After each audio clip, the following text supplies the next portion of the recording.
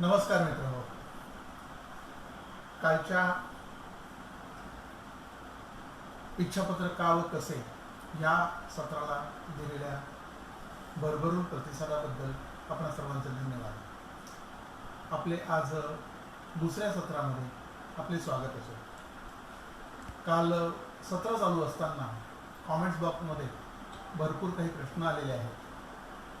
त्याचबरोबर मी जी लिंक दिली होती त्या लिंकच्या गुगल लिंक जी दिली होती त्या गुगल लिंकच्या द्वारे सुद्धा काही प्रश्न आलेले आहेत आणि व्हॉट्सअपवर सुद्धा काही प्रश्न आलेले आहेत.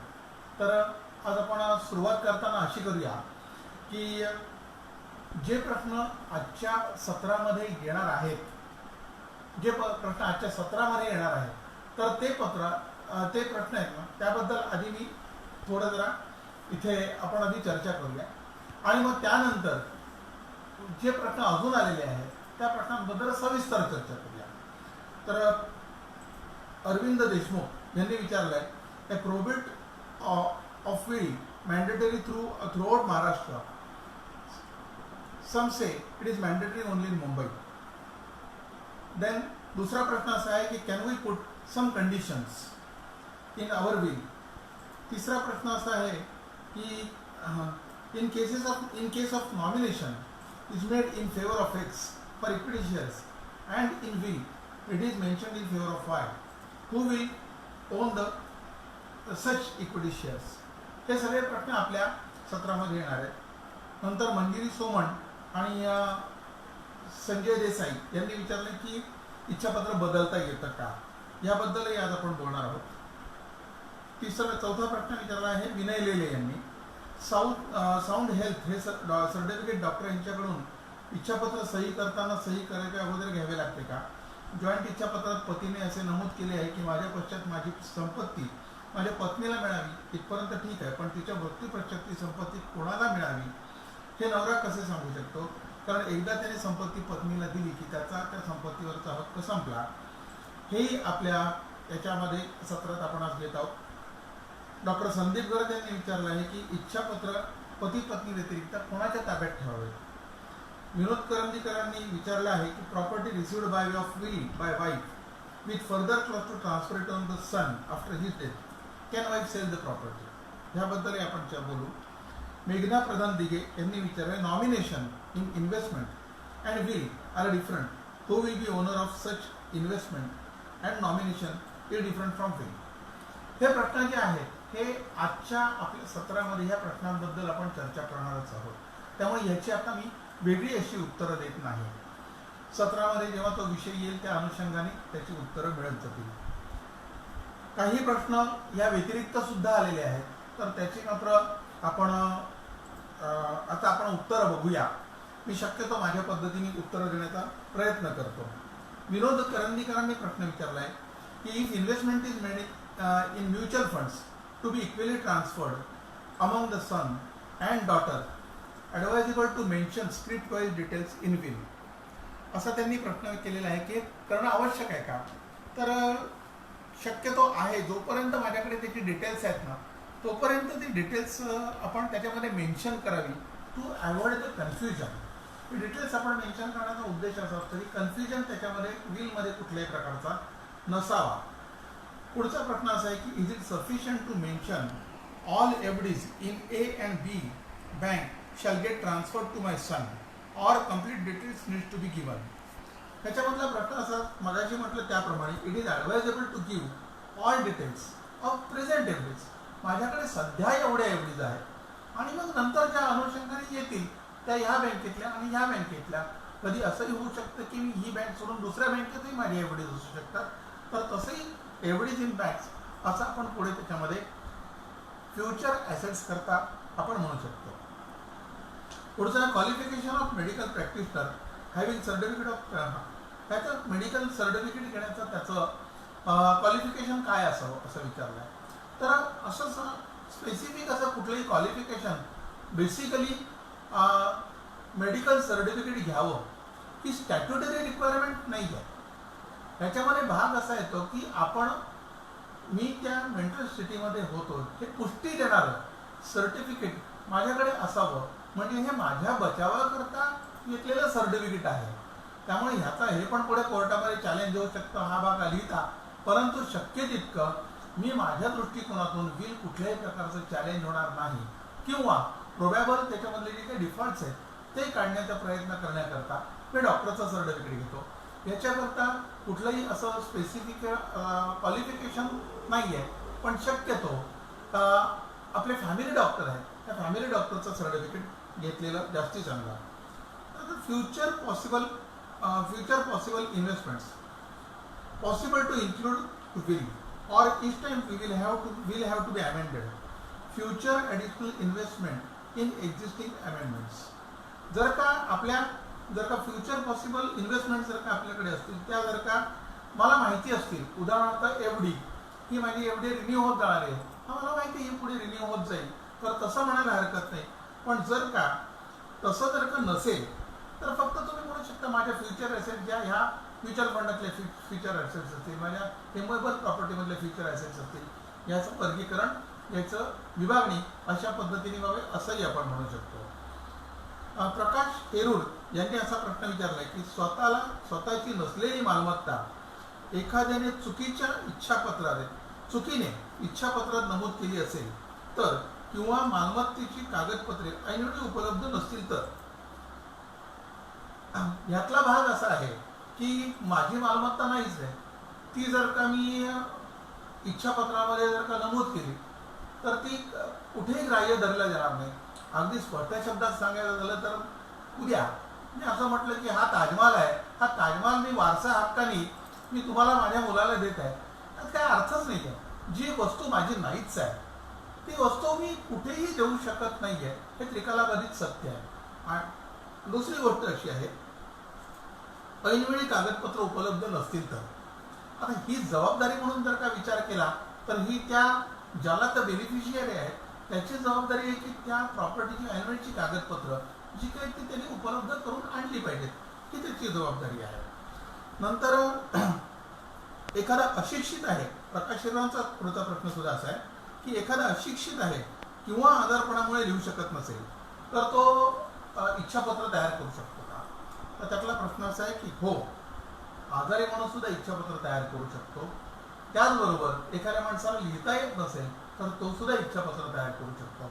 आजारी माणूस असेल तो त्याला फक्त हे समजलं पाहिजे की ह्या इच्छापत्र काय काय लिहिलेलं आहे, काय काय तपशील आहे, कुठल्या कुठल्या प्रॉपर्टीज आहेत आणि त्या कोणाकोणाला देत आहेत आणि ते माझ्या मताप्रमाणे देत आहेत, हे त्याच्यामध्ये ज्याला कळेल आणि हे ज्याला त्याचं समाधान होईल तर तो अशिक्षित माणूस सुद्धा त्याचं इच्छापत्र करू शकतो. श्यामंतक मयेकरांनी एक प्रश्न विचारलाय की कर्ज न फेडताच मृत्यू आला तर त्याचे परिणाम इच्छापत्रावर होतात का. हो, असं आहे की फक्त ॲसेट्सच बरोबर मिळत नाही, त्याच्यावर लायबिलिटीज सुद्धा बरोबर आपल्याला कधी मिळू शकतात. तर त्यातला भाग असा असू शकतो की मला जमीन तर मिळेल, मला घर तर मिळेल, पण कर्ज मला फेडायचं नाही असं चालू शकत नाही. जर का ते इच्छापत्रामध्ये नमूद केलं असेल की ह्याच्यावर कर्ज आहे आणि हे कर्ज फेडलं तरच ते मला मिळणार आहे, तर मला ते कर्ज फेडलं पाहिजे.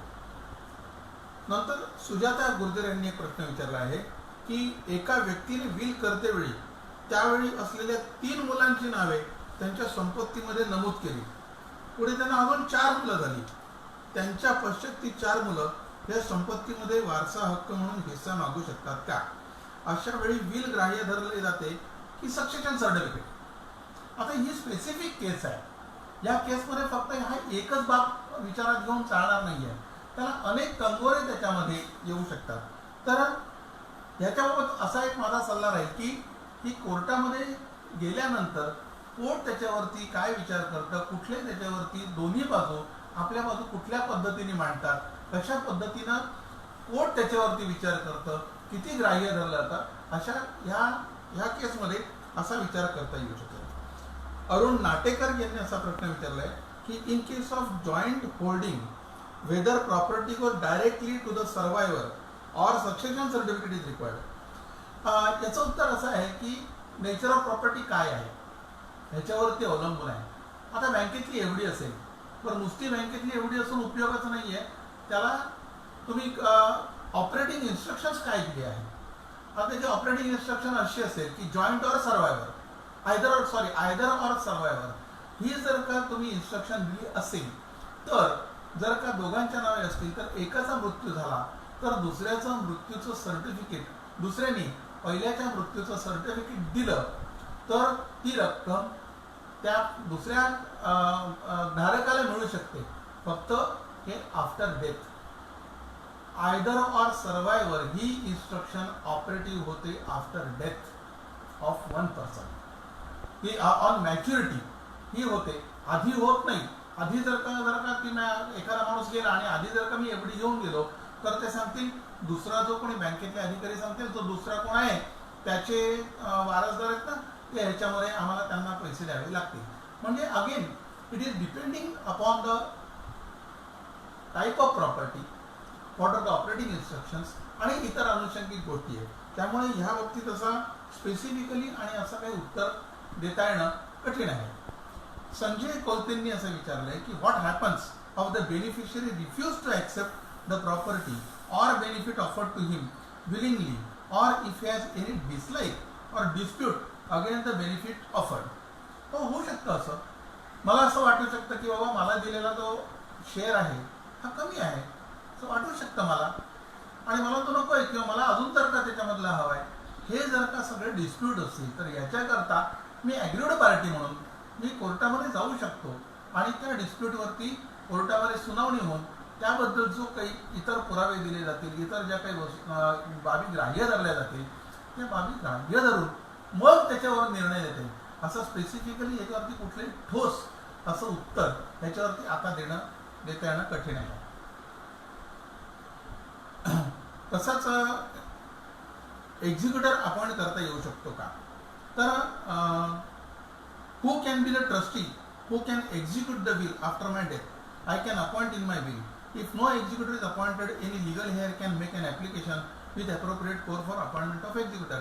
Yes, जर का कोणी एक्झिक्युटर नेमलेला नसेल आणि जर का सगळ्या त्यातले वारसदार आहेत त्यांना असं वाटलं की नाही एक्झिक्युटरची आवश्यकता आहे, ह्याच्यामध्ये काही डिस्प्यूट होऊ शकतात, तर they can go to the court and apply for appointment of an executor. या व्यतिरिक्त सुद्धा बरेच प्रश्न आले आहेत, तर त्यांची सेपरेट उत्तरं देणं थोडं कठीण आहे. त्यातले काही प्रश्न बँकांच्या संदर्भात आहेत. सुनील गाडगे यांनी जवळजवळ 7 ते 8 प्रश्न विचारलेले आहेत. या 8 प्रश्नांपैकी इतर जे प्रश्न आहेत त्या इतर प्रश्नांच्या बाबतीमध्ये एक वेगळं सेशन घ्यावं लागेल किंवा बँकांकरता काय का खबरदारी घ्यावी वगैरे अशा प्रकारचा प्रश्न आहे, तर ते बँकांकरता एक सेपरेट सेशन घेऊन त्याची उत्तरं त्यांना तिथे दिली जातील. फक्त असं एक त्याच्यामध्ये म्हटलं देवस्थानची इनाम जागा इच्छापत्रात नमूद करता येते का, यावर एक विवेचन करावं.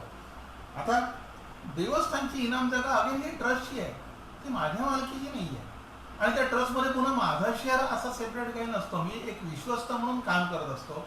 त्या देवस्थानाच्या ट्रस्टचा मी एक विश्वस्त म्हणून काम करत होतो तेव्हा त्याच्यात माझा शेअर कधी असत नाही. तर त्यामुळे देवस्थानाची जी काही इनाम म्हणून जागा म्हणून जी असते ती काही कुठे इच्छापत्रात कोणाच्याही व्यक्तिशः नमूद करता येत नाही. एक असा पुढचा प्रश्न असा आहे की इच्छापत्रात ज्याला भविष्यातील जुगारी पद्धतीने मिळणाऱ्या लाभाचा उल्लेख प्रचलित कायद्याच्या तरतुदीच्या विरुद्ध काही इच्छा प्रदर्शित केल्यास ते कायद्याच्या कसोटीवर टिकणार नाही, याविषयी मार्गदर्शन. एक लक्षात घेतलं पाहिजे की आपण हे सगळं घेऊन एक न्यायासनासमोर किंवा कायद्याच्या समोर जात आहोत. इच्छापत्रातली कुठलीही तरतूद ही कुठल्याही कायद्याच्या विरोधात असेल तर त्याची अंमलबजावणी नक्कीच होणार नाही. या देशातला जो कायदा लागू आहे त्या लागू असलेल्या कायद्याला अनुसरून ज्या गोष्टी त्या इच्छापत्रामध्ये असतील त्याचीच फक्त अंमलबजावणी होईल, ही बाब एक लक्षात ठेवली पाहिजे. तर अशा रीतीने आज आपल्याकडे आपण हे जे प्रश्न आपण जे आले होते आपल्याकडे हे आपण त्या प्रश्नांचा आपण विचार केलेला आहे.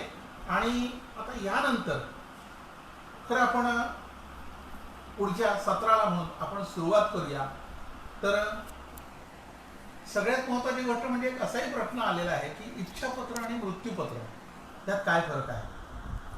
सांगायचा मुद्दा म्हणजे ही एकाच दस्तऐवजाची दोन नावं आहेत.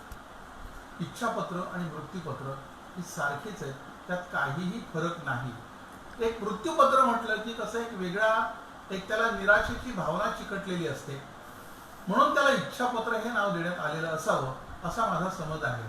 कारण इच्छापत्र म्हणजे मला माझ्या इच्छेप्रमाणे माझ्या संपत्तीची विभागणी करावी, हे जे डॉक्युमेंट आहे, हा जो कागदपत्र आहे, हा जो दस्तऐवज आहे, त्याला इच्छापत्र म्हणतात.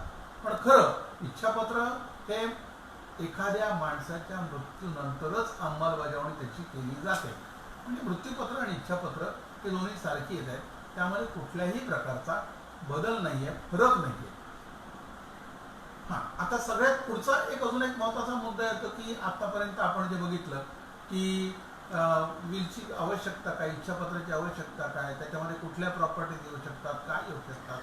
पण आता आपण खरोखर जात आहोत, हे इच्छापत्र आपण तयार करते वेळी काय त्याच्यामध्ये काळजी घेणं आवश्यक आहे. नॉर्मल कोर्समध्ये या सगळ्या गोष्टी बघण्याकरता एखाद्या असं आपल्याला वाटतं की तज्ज्ञाची आवश्यकता आहे. हो, काही गोष्टींकरता तज्ज्ञांची आवश्यकता आहे, ही गोष्ट जरी खरी असली तरी बऱ्याचशा गोष्टी ह्या आपल्याला माहिती हव्यात. समोरच्याने इच्छापत्र करून दिलं म्हणजे मी ते व्यवस्थित आहे असं समजून त्यावर सही करायची, असं न होता मी जो कागद सही करणार आहे तो डोळसपणे करावा, त्याच्यात व्यवस्थित काळजी घेतली आहे की नाही हे बघितलं जाणं आवश्यक आहे. कारण तो कागद जरी समोरच्याने तयार केलेला असला तरी सुद्धा तो सही मी करणार आहे. म्हणजे ह्याचा अर्थ मी जेव्हा एखाद्या कागदावरती सही करतो तेव्हा I am cutting my hand. तर त्यामुळे समोरच्या माणसाने दिलेलं इच्छापत्र, तयार करून दिलेलं इच्छापत्र मी व्यवस्थित बघणं आणि ते व्यवस्थित झालंय की नाही हे बघणं आवश्यक आहे. कारण ते माझं इच्छापत्र असणार आहे, हे समोरच्याने तयार करून दिलेलं इच्छापत्र नसेल. तेव्हा इच्छापत्र तयार करताना काय काय काळजी घेतली पाहिजे याकडे आज आपण लक्ष देणार आहोत. तर जसं आपण काल बघितलं की इच्छापत्र हे एखादा मायनॉर करू शकत नाही आणि एखादा जो अनसाउंड माइंडचा आहे की जो त्या स्थितीत नाहीये अशा माणसाच्या असा माणूस ते इच्छापत्र सही करू शकत नाही. दुसरी गोष्ट अशी आहे की त्याच्यामध्ये माझ्या सगळ्या नातेवाईकांची, इच्छापत्रामध्ये माझ्या सगळ्या जवळच्या नातेवाईकांची आणि ज्यांना मी माझी संपत्तीची विभागणी करून देण्याची म्हणजे त्याच्यामध्ये मी लिहिणार आहे त्या सगळ्यांची एक संपूर्ण माहिती, म्हणजे त्यांचं नाव, पत्ता असल्यास पत्ता, वय, नंतर त्यांचं माझ्याशी असलेलं नातं आणि माझं कुठलंही नातं नसेल तर तसंही त्याच्यामध्ये आपण मेन्शन केलं पाहिजे की माझे कुठलेही जवळचे नातेवाईक नाही. अशा प्रकारचं त्याच्यामध्ये एक उल्लेख असणं एक आवश्यक आहे. ही काळजी आपण त्याच्यामध्ये घेतली पाहिजे. जसं आपण तिसरं डिटेल्स ऑफ द प्रॉपर्टी हेही त्याच्यामध्ये येणं आवश्यक आहे की काळजी आपण घ्यावी. हे मी आवश्यक आहे म्हणताना एक गोष्ट लक्षात घेतली की ही काळजी आपण घेतली पाहिजे. ही काळजी आपण काय घ्यायची याचं उत्तर मी या परिच्छेदाच्या शेवटी ह्या प्रश्नाचा उहापोह करताना शेवटी मी त्याचं उत्तर देईन. पण ही काळजी आपण घेतली पाहिजे की डिटेल्स ऑफ द प्रॉपर्टी त्याच्यामध्ये असली पाहिजे. जसं मी काल म्हटलं तसं की घर नंबर आहे, गल्ली नंबर आहे, बिल्डिंग नंबर आहे, सोसायटी नंबर, या सगळ्या गोष्टी त्याच्यामध्ये घेणं आवश्यक आहे असं मला स्वतःला वाटतं.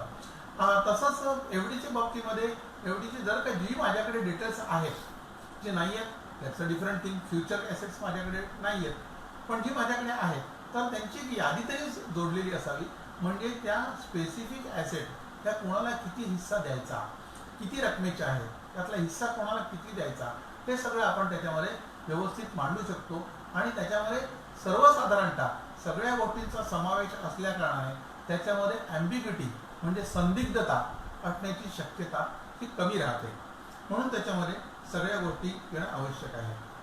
त्यातूनही अजून एक सगळ्यात महत्त्वाची गोष्ट अशी आहे की जेव्हा मी माझ्या संपत्तीची विभागणी करतो तेव्हा ती दोन प्रकारे मला करता येऊ शकते.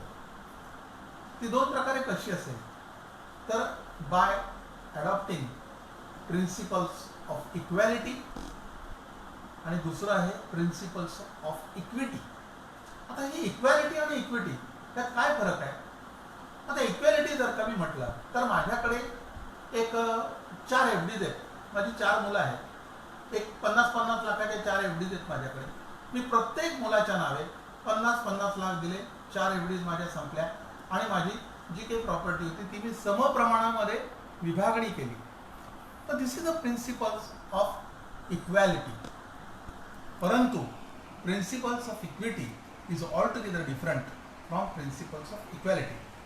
त्याला निपक्षपात असं म्हणता येऊ शकतं. त्याला म्हणजे काय नेमकं, तर आता एक असा विचार करूया की मला 2 मुलं आहेत. मोठा मुलगा जो आहे हा अत्यंत हुशार, तल्लख बुद्धीचा आहे. तो चांगल्या मार्गाने पास होत गेला, चांगल्या मार्ग शिकत गेला, चांगल्या कंपनीमध्ये नोकरीला आहे आणि तो आता सध्या परदेशात आहे आणि तिथे त्याने भरपूर उत्पन्न सुद्धा त्याला भरपूर आहे, त्याला कसलीही ददाब नाही. परंतु माझा दुसरा मुलगा जो आहे तो जरा थोडा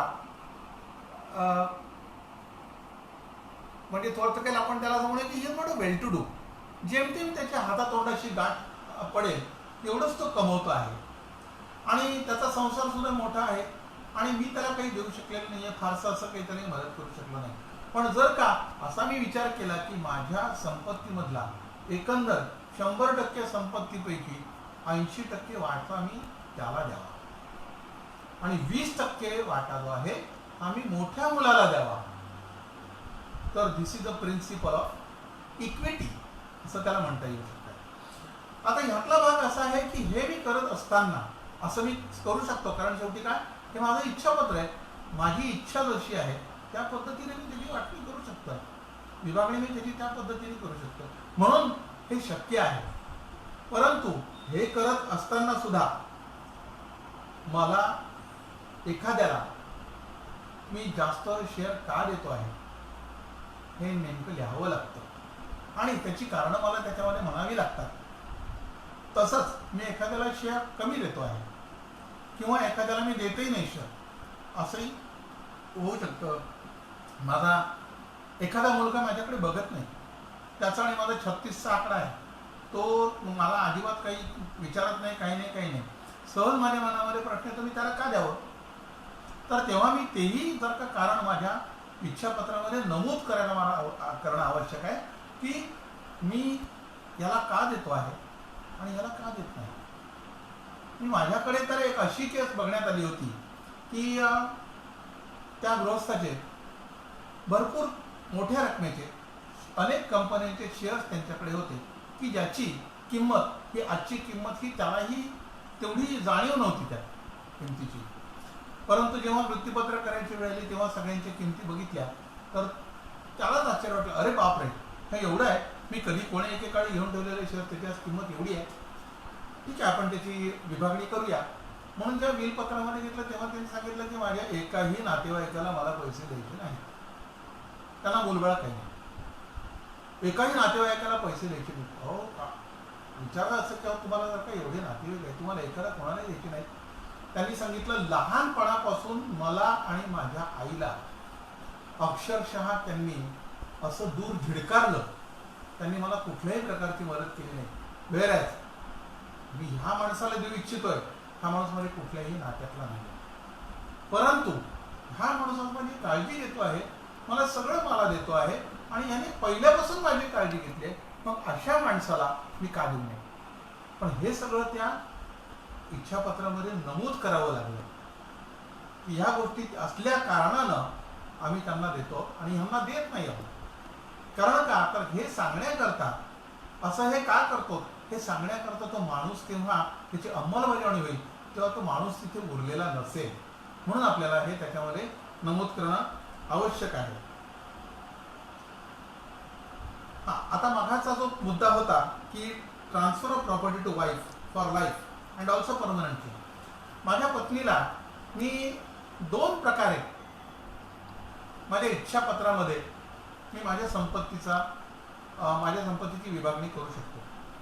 एक म्हणजे असं आहे की पहिला प्रकार म्हणजे असा आहे की माझ्यानंतर माझ्या प्रॉपर्टीची उपभोग हा माझी पत्नी घेईल आणि तिच्यानंतर माझ्या मुलांमध्ये ही प्रॉपर्टी ह्या पद्धतीने वाटता येऊ शकते. आता ह्या परिस्थितीमध्ये माझी पत्नी ही कुठल्याही प्रकारे त्या प्रॉपर्टीची मालकीण झालेली नाही. ती त्या संपत्तीचा उपभोग फक्त तिच्या जीवनापुरता घेणार आहे आणि नंतर त्याची जी काही विभागणी आहे ती मुलांमध्ये होईल. ती दुसरा भाग असाही असू शकतो की माझ्या संपत्तीतली 20% प्रॉपर्टी जी आहे ती 20% प्रॉपर्टी मी माझ्या पत्नीच्या नावे करत आहे. Now she has become absolute owner आणि मग ती त्या 20%चा विनियोग तिला वाटेल त्या पद्धतीने करू शकते. ती विकू शकते, ती फर्दर तिचं विलही तयार करू शकते. परंतु जेव्हा ती त्या 20%ची मालकीण असते म्हणून हा त्यातला दोघांमधला हा फरक आहे. तर ती जेव्हा मी त्या प्रॉपर्टीमधला हिस्सा तिला देतो की माझ्यानंतर 20% प्रॉपर्टीमधला हिस्सा हा तिचा असेल तेव्हाच ती ही विकू शकते. आता ह्याच्यामध्ये असं आहे की पुढचा एक आहे की अपॉइंटमेंट ऑफ एक्झिक्युटर. एक मुद्दा सुद्धा येतो नेहमी की एक्झिक्युटरची अपॉइंटमेंट कधी करावी, काय करावी. नॉर्मल कोर्समध्ये एक्झिक्युटरची अपॉइंटमेंट करत नाहीत. पण जेव्हा एखादा मायनॉर असेल की माझे जे सक्सेसर्स आहेत, लिगल एअर्स आहेत, ते मायनॉर आहेत, मग त्यांच्याकडे मी गेल्यानंतर त्यांच्याकडे बघणार कोण.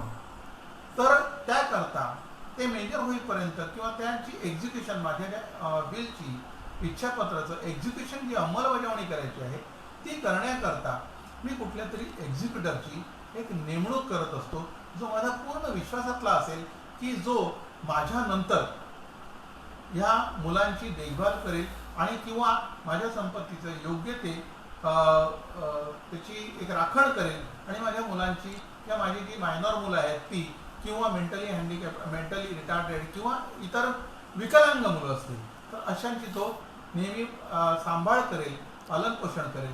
अशा करता एक्झिक्युटरची नेमणूक केली जाऊ शकते किंवा एक्झिक्युटरची नेमणूक सुद्धा ह्याच्यामध्ये केली जाऊ शकते. नॉर्मल कोर्सच्या बिलमध्ये सुद्धा केली जाऊ शकते. पण ती नेमणूक करायला पाहिजे असं काही बंधन करत नाही, कायद्याने कुठेही बंधन करत नाही. जसं मगाशी आता म्हटलं की काय काळजी घ्यावी, तर फ्युचर डिस्प्यूट्स काय काय येऊ शकतील. हे जे बिल तयार करणारा जो आहे इसम, त्या इसमानी भविष्यामध्ये बिल करता हे बिलची अंमलबजावणी करताना कुठल्या कुठल्या प्रकारचे डिस्प्यूट्स येऊ शकतात याचा संपूर्ण विचार करून याची विजन ठेवून मग त्यांनी त्याचं इच्छापत्राचं ड्राफ्टिंग करणं आवश्यक आहे. हे ड्राफ्टिंग करणं हे कौशल्य आहे. कारण का, तर त्याची अंमलबजावणी करताना तो माणूस तिथे नसणार आहे, हा कागदच बोलणार आहे आणि हा कागद जेवढा स्पष्ट असेल, त्याच्यात कुठली संदिग्धता नसेल, तर त्याच्यावरती निर्णय घेणं कोर्टाला सुद्धा अत्यंत सोयीचं जातं. पहिल्याच वेळेस म्हणजे ट्रायल कोर्टलाच त्याचा डिसिजन हा योग्य पद्धतीने लागू शकतो, योग्य पद्धतीने न्यायदान होऊ शकतं. याच्याकरता त्या इच्छापत्रामधले जेवढे आपल्याला बारकावे बघता येतील तेवढे बघावेत आणि संदिग्धता टाळावी. ही पुढचे डिस्प्यूट टाळण्याकरता ही संदिग्धता बाळगणं आवश्यक आहे. त्याच्यानंतर ह्या मृत्यूपत्राची किंवा इच्छापत्राची भाषा ही अत्यंत सरळ, साधी, सोपी असावी. त्याच्यामध्ये कुठेही लिगल जार्गन्स असू नयेत. ही एक त्याची काळजी घेणं आवश्यक आहे की त्याच्यामध्ये उगाचच काही कधी असं वाटत असतं की ह्याच्यामध्ये फार आपण लिगल शब्द घातले तर आपण फार मोठं काम केलंय असं दिसून सुद्धा येईल आणि अशा उद्देशाने फार मोठे लिगल शब्द त्याच्यामध्ये घातले जातात. परंतु असं करण्याची काहीही आवश्यकता नाही आहे. लिगल ते भाषा त्याची समजेल अशी सोपी, साधी, सोपी अशी भाषा असावी त्याची. लिगल जार्गन्स आवश्यक त्या ठिकाणी हवेत असं. म्हणजे माझं असं म्हणणं नाही की त्याच्यामध्ये कुठेही लिगल शब्द येता कामा नयेत. कायदेशीर शब्द त्याच्यामध्ये जिथे आवश्यक आहेत तिथेच घालावेत. अन्यथा उगाच लिगल जार्गन्सनी ते मृत्यूपत्र बोजड बनवू नये. मृत्यूपत्राच्या एकापेक्षा अनेक कॉपीज काढाव्या, 2 ते 3 कॉपीज काढाव्या आणि त्या सगळ्या ओरिजिनल असाव्या. पुन्हा असं होता कामा नये की त्या काढल्यात मग झेरॉक्स एकच काढली आणि मग त्याच्या 1, 2, 3, 4 काय 5 झेरॉक्स काढा आणि 5 ठिकाणी ठेवा. नाही, तसं करू नये. त्याच्या किमान 3 ते 4 कॉपीज तरी त्याच्या आपल्या इच्छापत्राच्या 3 ते 4 तरी ओरिजिनल कॉपीज आपल्याकडे हव्यात. आणि मग आता असा प्रश्न येतो की हे कुठे ठेवायच्यात त्या, याचं सील बंद पाकिट करा. सील बंद पाकिट करा ते.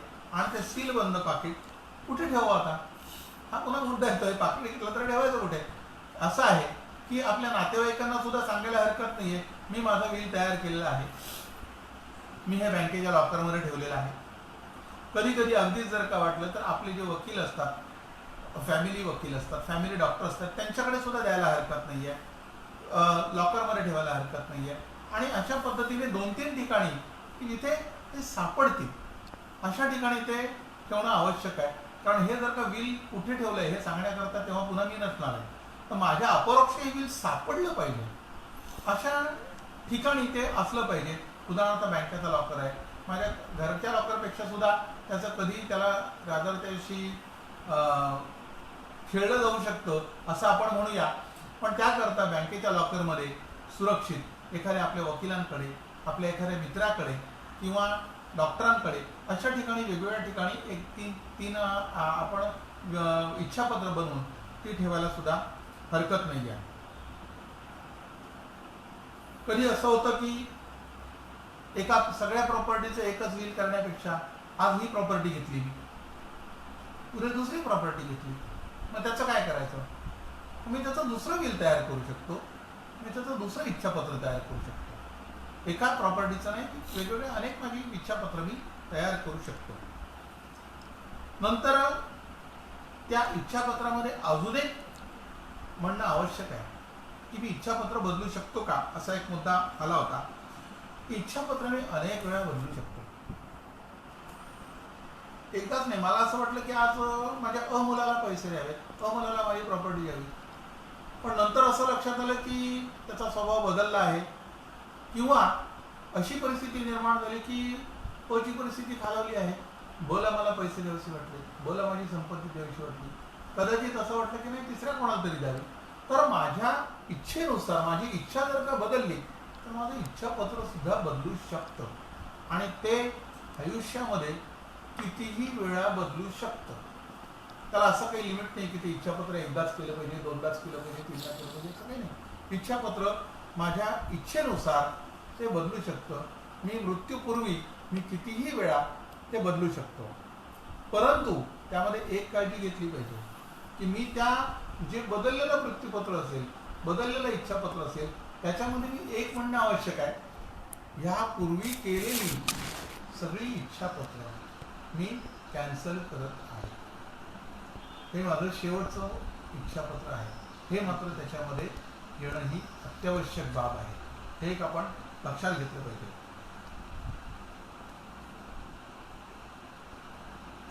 तसंच त्यामध्ये अजूनही एक असा येणं आवश्यक आहे.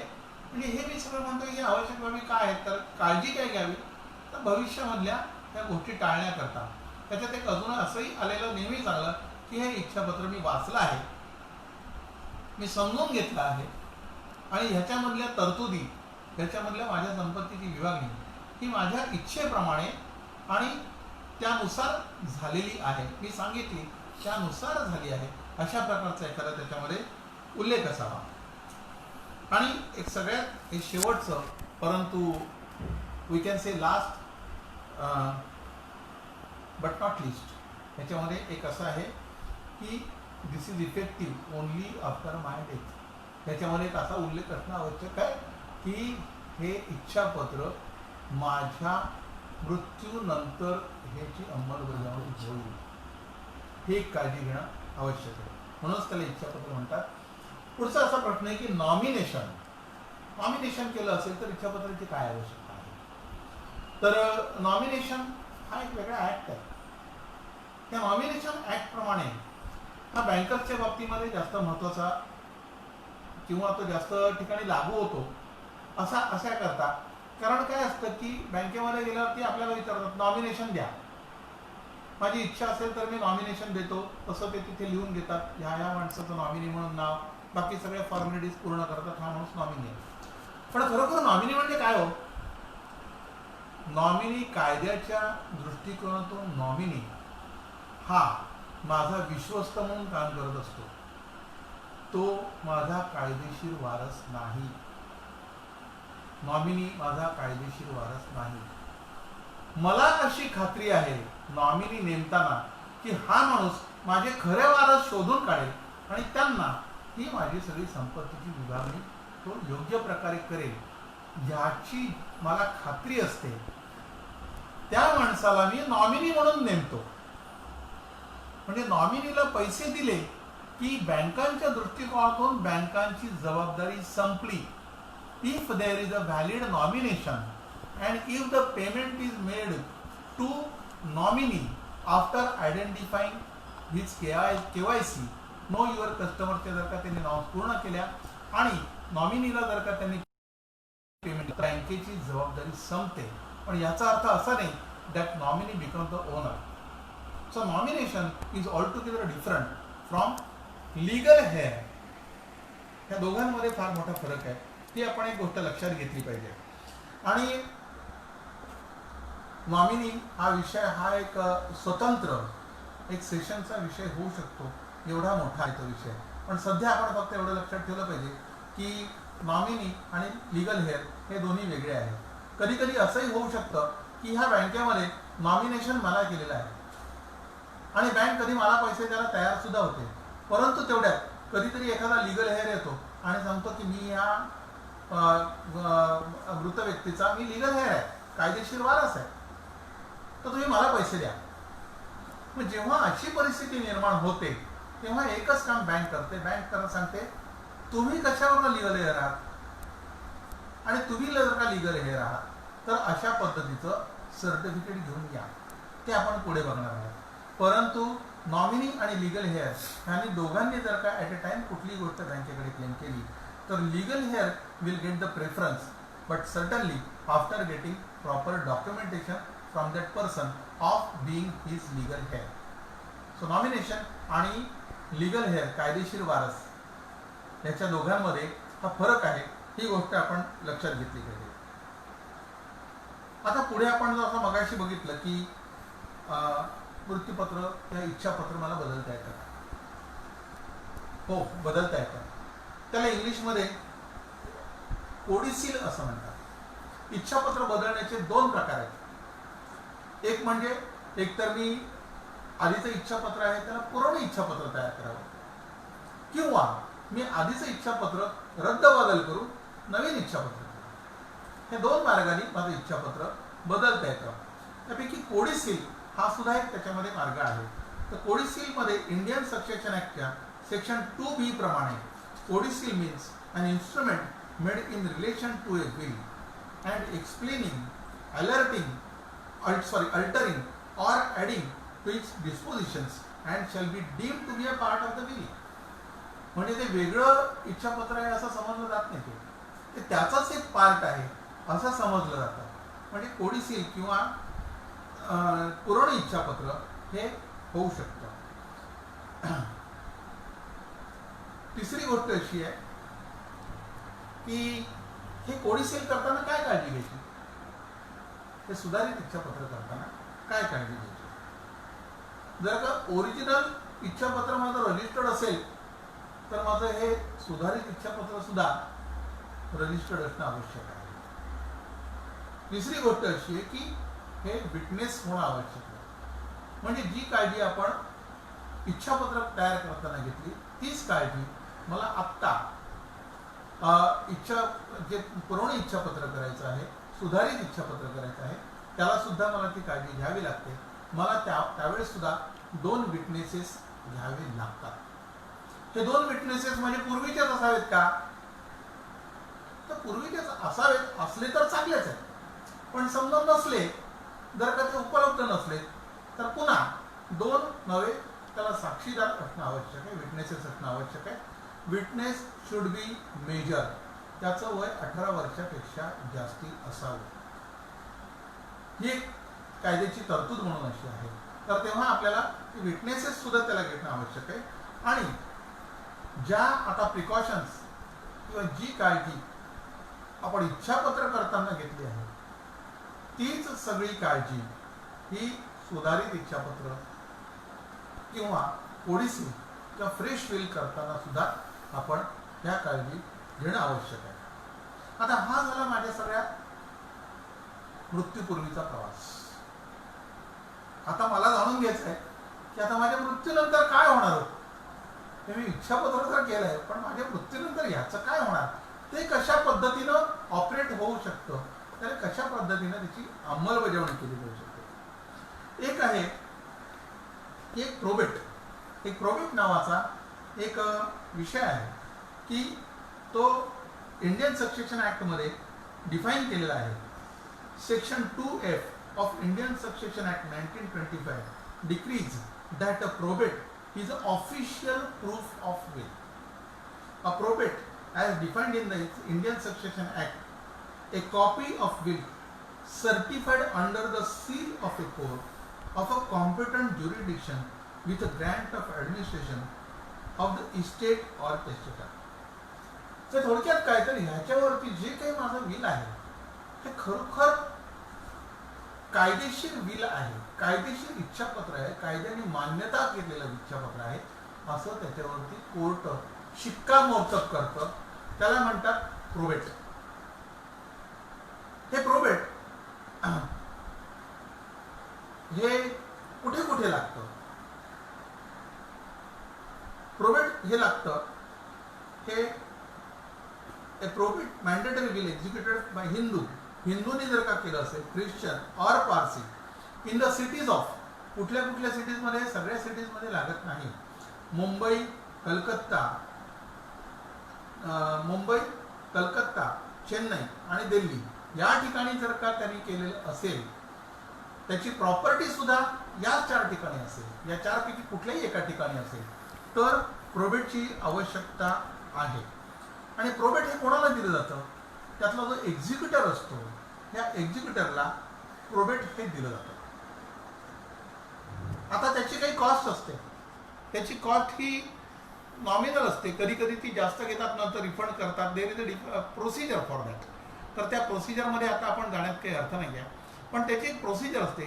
ती प्रोसिजर फॉलो केल्यानंतर आपल्याला कॉम्पिटंट कोर्टामध्ये ॲप्लिकेशन करावं लागतो आणि कॉम्पिटंट कोर्ट त्या एक्झिक्युटरला, ॲडमिनिस्ट्रेटरला ते अधिकार बहाल करतं. पुढचा मुद्दा आहे तो लेटर ऑफ ॲडमिनिस्ट्रेशनचा. की आता लेटर ऑफ ॲडमिनिस्ट्रेशन म्हणजे काय, तर एखाद्या विलमध्ये, एखाद्या इच्छापत्रामध्ये एक्झिक्युटरची नेमणूक केलेली नसते. तर पण आणि जर का काही एखादा डिस्प्यूट निर्माण होण्याची शक्यता जर का त्या वारसदारांना वाटली आणि त्यांना असं वाटलं की नाही बा ह्याच्यामध्ये कुठल्या तरी एका त्रयस्थ माणसाची नेमणूक होणं आवश्यक आहे, मग अशा वेळेस ते तिथे अर्ज करू शकतात, पुन्हा कॉम्पिटंट कोर्टामध्ये अर्ज करू शकतात आणि एका ॲडमिनिस्ट्रेटरची नेमणूक करू शकतात, ज्याला लेटर ऑफ ॲडमिनिस्ट्रेशन दिलं जातं आणि तो त्यानुसार ॲडमिनिस्ट्रेशन करू शकतो. त्याच्यानंतर सक्सेशन सर्टिफिकेट आहे. सक्सेशन सर्टिफिकेट हा हिंदू सक्सेशन ॲक्ट आपण जर का बघितलं तर 17 जून 1956 आपल्या देशाच्या पार्लमेंटने हिंदू सक्सेशन ॲक्ट हा कायदा संमत केलेला आहे. हा हिंदू, जैन, बुद्धिस्ट आणि सिख यांच्याकरता लागू आहे.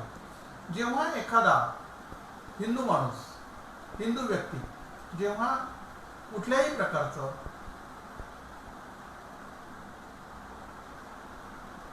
विल न करता, इच्छापत्र न करता जर का एक्सपायर झाला तर त्याच्या संपत्तीची विभागणी ही हिंदू सक्सेशन ॲक्ट प्रमाणे होते. आता त्याच्यामध्ये हिंदू सक्सेशन ॲक्ट मध्ये वेगवेगळी शेड्यूल्स दिलेली आहेत. त्या शेड्यूल्समधल्या क्लास 1 हेअर्समध्ये म्हणजे त्यांचे क्लासेस केलेले आहेत, क्लास 1, क्लास 2. तर क्लास 1 हेअरमधले जे काही रिलेटिव्ज आहेत त्या रिलेटिव्जना ती प्रॉपर्टी त्यांचा हक्क पहिला राहतो. त्या क्लास 1 मध्ये समजा कोणी रिलेटिव्ह नसतील तर क्लास 2 मध्ये जे काही रिलेटिव्ह दिले त्यांना तो अधिकार प्राप्त होतो आणि त्यांना ती प्रॉपर्टी मिळण्याची शक्यता निर्माण होते. बरं, क्लास 1 आणि क्लास 2 त्या दोन्हीमध्ये कोणी समजा नातेवाईक नाही आहेत त्याच्यामध्ये, तर ती जी प्रॉपर्टी जाते किंवा तो जर प्रॉपर्टी दिली जाते ती ॲग्नेट्सना दिली जाते. ॲग्नेट्स म्हणजे कोण, जे सगोत्र आहेत ते.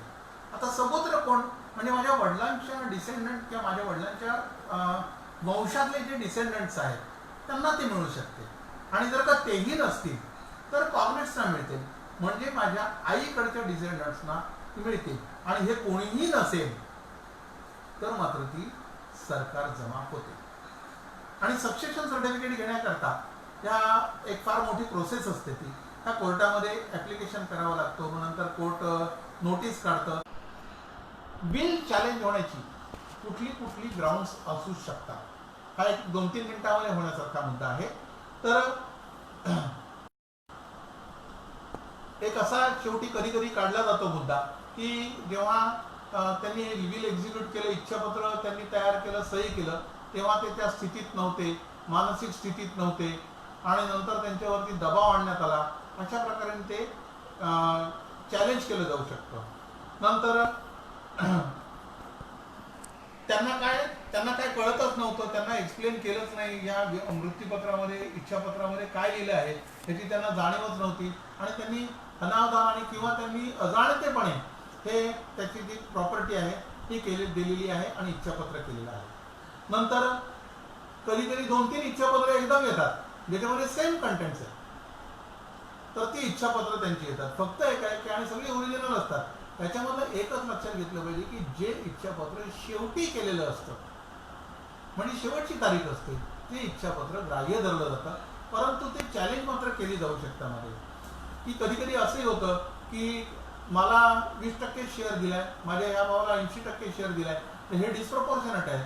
तर हे डिस्प्रपोर्शन म्हणजे माझ्यावर कुठेतरी अन्याय होतोय, या कारणाकरता सुद्धा चॅलेंज येऊ शकतं. आणि तिसरं त्याच्या पुढची गोष्ट अजून एक असू शकते की काही व्यक्ती या विलला ऑब्जेक्शन सुद्धा घेऊ शकतात.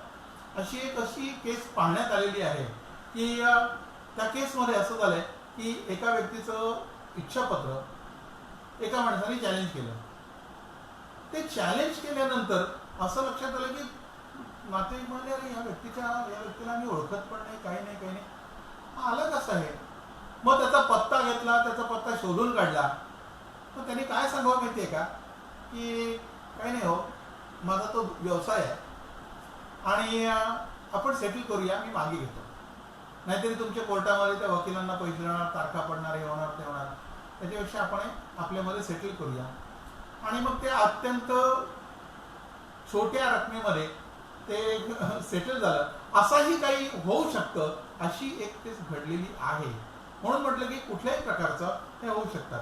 आता सरतेशेवटी प्रश्नांकडे येण्यापूर्वी मला असं म्हणायचं आहे की आपण कन्क्लुजनला येऊया की will is operative only on death of executor. Only on death of, त्यांनी कोणी सही केलेली आहे, त्यांनी सही केल्याच्या मृत्यूनंतर, जो इच्छापत्र त्यांनी तयार केलं आहे त्याच्या मृत्यूनंतरच हे इम्प्लिमेंट होईल. पण दुसरी गोष्ट अशी आहे की या सगळ्यांनी मृत्यूपत्रामध्ये, माझ्या इच्छापत्रामध्ये हे सगळं मी लिहून ठेवलं, याचा अर्थ माझे जे काही वारस आहेत ते त्याचे ऑटोमॅटिक ओनर होतील का? नाही, ते ओनर होणार नाहीत. त्यांना ज्या काही ओनरशिप घेण्याकरता ज्या काही फॉर्मॅलिटीज त्यांना करायला पाहिजे त्या त्यांना करणं अत्यावश्यक आहे. उदाहरणार्थ एफडी जर का ती माझ्या नावावरती झाली तर मला बँकेत जाऊन वेगवेगळे ॲप्लिकेशन करून त्यांच्या फॉर्मॅलिटीज पूर्ण करून मगच ती माझ्या नावावर येईल.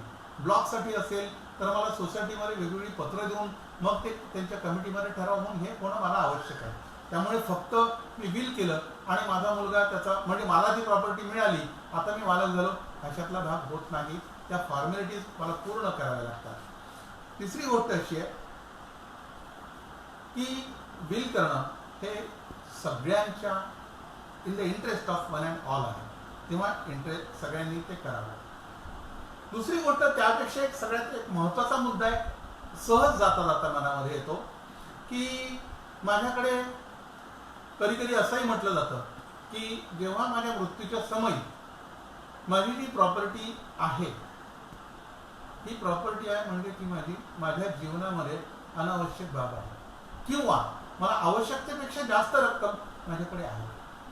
आता हे आपण ठरवू शकत नाही, परंतु माझा असा एक विचार आहे किंवा असा एक विचार मांडण्यात आला की जर का हे विनियोग करायचाच आहे आपल्याला, तर मग आपण आपल्या जिवंतपणीच का करू नये, गरजूंना द्यावी. माझ्याकडे जे काही जास्तीचं आहे ते मी गरजूंना द्यावं, माझ्या नातेवाईकांना द्यावं, काही संस्थांना द्यावं आणि जिवंतपणी मी एक गुडविल तयार करावं माझं स्वतःचं. म्हणजे हा इच्छापत्राचा भाग हा थोडा वेगळ्या बाजूला राहतो. हा कदाचित माझ्या व्यवसायाला सुद्धा घातक असू शकतो, परंतु एक चांगला विचार आहे म्हणून ते इथे मांडणं आवश्यक आहे. एक सगळं असं ह्याबद्दलच मला असं म्हणायचं आहे की ज्या काही माझे क्वेरीज जर काय कोणाला असतील तर त्या ह्याच्यावरती आपण आता बघूया. एक मी जस्ट एक आता याच्यावरती नजर टाकतो किती आलेले आहेत कॉमेंट्स, काय आलेले आहेत त्या, आणि त्याप्रमाणे मी एक जास्तीत जास्त 5-1 मिनिटामध्ये मी हे आटोपता घेतो आहे. त्याचबरोबर कोणाला समजा काही माहिती मला विचारायची असेल किंवा अजूनही काही करायचं असेल, डिस्कस करायचं असेल, तर माझा एक मोबाईल नंबर मी आपल्याला देऊन ठेवतो, 9821870770. मी रिपीट करतो, 9821870770.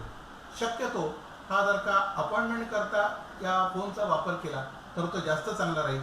बाकी माझी लिंक आहे ही या साईटवरती असणारच आहे, तर त्या थ्रू तुम्ही पण मला विचारू शकता. तर अशा रीतीने आजच्या ह्या सत्राचा समारोप करताना मी असं म्हणतोय की सोहम फायनान्शियल सर्व्हिसेस मी मला माझी इथे जी काही बोलवलं आणि माझे व्ह्यूज त्यांनी एक्सप्रेस करण्याकरता दिले त्याबद्दल मी त्यांचे धन्यवाद मानतो. त्याचबरोबर माझा मित्र मनोज मेहता, आज आपण जे काही एवढ्या सुंदर, खरोखर एक सुंदर वातावरणामध्ये मी हा विषय हलक्या फुलक्या पद्धतीने मांडू शकलो, त्याला हे वातावरण सुद्धा तेवढंच जबाबदार आहे. तर मी माझा मित्र मनोज मेहता यांनी मला जी मदत दिली, तांत्रिक जी काही सगळं सहाय्य त्यांनी दिलं, त्याबद्दल मी त्याचेही आभार मानतो. आणि मी प्रश्नांकडे थोडक्यात एक प्रश्नांकडे वळतो, कारण हे आत्ता लाईव्ह आलेले आहेत त्यामुळे मला इथे लाईव्ह बघावं लागतं आहे. 1-2 मिनटं फक्त.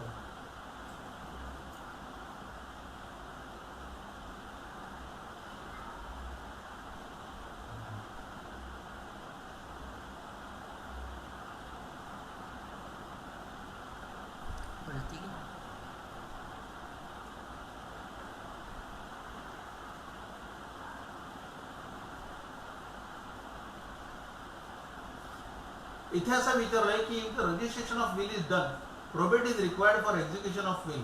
To get the probate is a lengthy process, so whether registration of will history is ॲडवायसेबल.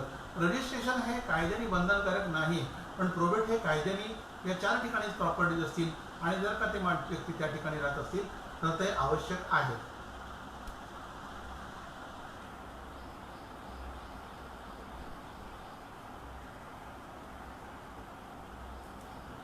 एक वृषाली शेंडे विचारतात, if one has to renew his her will after a specific time, हे त्यांच्या इच्छेवरती अवलंबून आहे.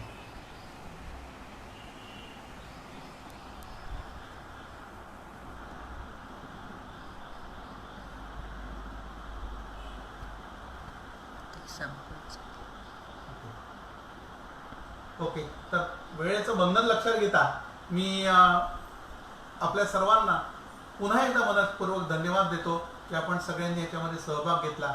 आणि जर का कुणाला काही प्रत्यक्ष किंवा अप्रत्यक्ष कुणाला जर का काही विचारायचं असेल तर मी माझी लिंक दिलेली आहे, त्या लिंकवरनं मला विचारू शकताय. मी आपल्याला वैयक्तिकरित्या नक्कीच आपल्या प्रश्नांची उत्तर देईन. धन्यवाद.